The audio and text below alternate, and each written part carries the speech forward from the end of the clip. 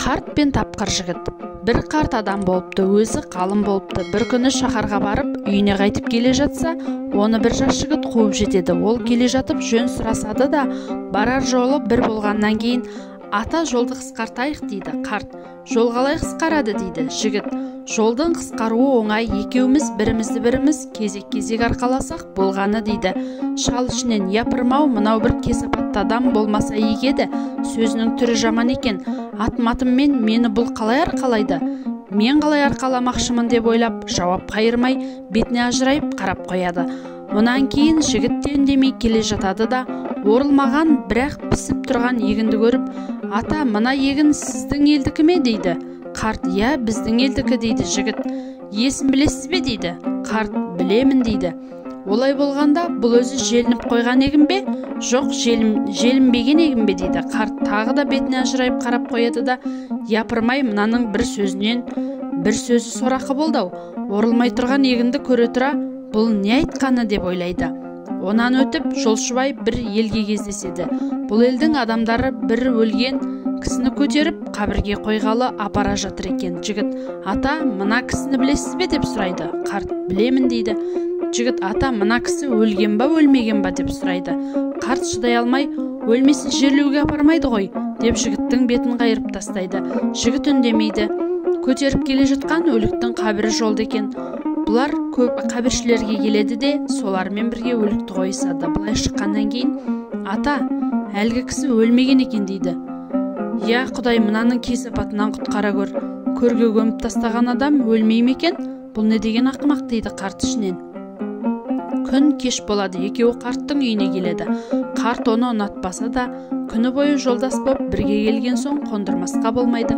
Қонағын үйіне кіргізеді де, бойжеткен жалғыз қызы бар екен, соны оңаша шақырып алып, шырағым, менімен бірге үйге бір жігіт келді, мейманет, бірақ сүйкімсіз мінезі бар, көзінде кесапаты зор адам дейді. Қыз тамаға келіп беріп, қонақпен сөйлесіп көрсе, сөзі мағыналы, кескіні де ажарлы екен. Қыз, япырау, әкемнің айтқаны осы кісі ме, басқа жігіт пе деген оймен әкесіне келеді де, әке, сізбен еріп келген жолдасыңыз екі кісі ме, әлде бір кісі ме дейді. Әкесі, жалғыз кісі дейді. Үйде отырған қонақ сол ма деп сұрайды. Әкесі, иә, сол дейді. Қыз, көзінде кесапаты зор деген адамыңыз осы болса, мұнан қандай кесапат көрдіңіз дейді. Қарт, ойбай шырағым, оның күні бойы сөйлеген сөзінде кесапатсыз бір сөз жоқ.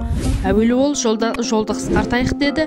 Мен жол қалай қысқарады деп едім. Ол бір-бірімізді кезек-кезек арқалап отырайық деді. Ол мен оны қалай арқаламақшымыз деп ойлайды. Мұнысы былай тұрсын, онан өтіп пісіп тұрған егінге кез келіп едік.